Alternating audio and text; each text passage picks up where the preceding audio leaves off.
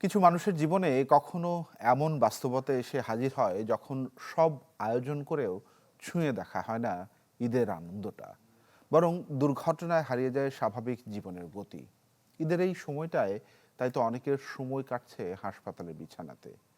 যে কঠিন বাস্তবতায় বাধা পড়ছে তাদের স্বজনদের স্বপ্নগুলোও। জানাচ্ছেন মুহাজির হক, আর ছবি তুলেছেন ফখরুল হাসান হৃদয়।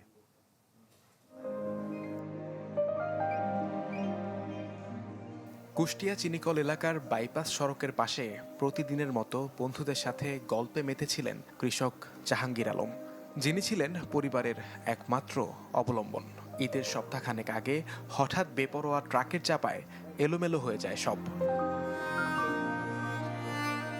তারপর ঈদের আনন্দময় দিনগুলো বিষাদে রূপ নিল হাসপাতালের বিছানায়। হাসপাতালের সিটে বসে ঈদ করছে, মানে আমার থেকে কষ্ট এই মুহূর্তে কেউ নাই। যখন আমার পা দিকে তাকাচ্ছি আমার চোখ দিয়ে অটোমেটিক পানি বাড়াই যাচ্ছে। আমি সবে ফিরে পাবো, কিন্তু আমার পাটা তো আমি ফিরে পাবো না।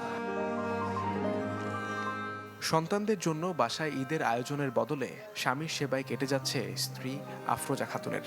সামনের অনিশ্চিত ভবিষ্যতের দীর্ঘশ্বাসী সঙ্গী এখন তার।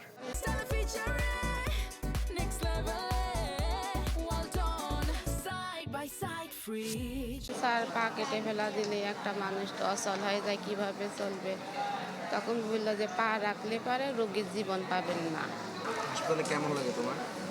হাসপাতালে ভালো না। ভালো না? বাসা যেতে ইচ্ছে করে? ঈদ মানে খুশি আর আনন্দ হলেও হাসপাতালের জগতে উল্টে যায় এর মানে। এই যেমন রাজশাহীর সুমন রহমান, এক মেয়ে নিয়ে কত সুন্দর জীবন ছিল তার। ৩ বছরের ছোট্ট মুনিরা ঠিকমতো কথা বলতে না পারলেও বাবার জন্য সুস্থতা কামনা স্রষ্টার কাছে। আল্লাহ আমার আব্বুকে ভালো করে দাও। সিরামিক কোম্পানিতে চাকরি করতেন সুমন। ঈদের জন্য প্রস্তুতি ছিল বেশ। হঠাৎ টাইলস সংগ্রহের সময় কাটা পড়ে বাম হাত। মেয়েকে দু হাতে জড়িয়ে ঈদ উপহার তুলে দেওয়ার স্বপ্নটা বদলে গেল দুঃস্বপ্নে। অনেক ছোট কাল থেকেই কোনোদিন ঈদের নামাজ আমার বাদ যায় নাই। এবার অনেক বড় হয়েছি, হাত তো গেছেই, এটা আল্লাহ নিয়ে নিছে, কিন্তু নামাজটা পড়তে পারছি না, এটা আরেকটা ব্যথা। হাসপাতালে ঈদ আর কেমন কাটবে ভাই? সব তো দুর্বিষহ, সবার যারা আছে সবারই কষ্ট। কেউ আমার চাইতে বেশি কষ্ট পাইতেছে। ঈদের আনন্দবার্তা দুয়ারে এসেও ফিরে যায় অনেকের ঘর থেকে। হাসপাতালে শুয়ে থাকা মানুষদের মতো জীবনের বাঁকে বাঁকে যখন কঠিন বাস্তবতা এসে সামনে দাঁড়ায়, তখন কোনো মতে বেঁচে থাকাটাই হয়ে ওঠে ভীষণ প্রয়োজনের।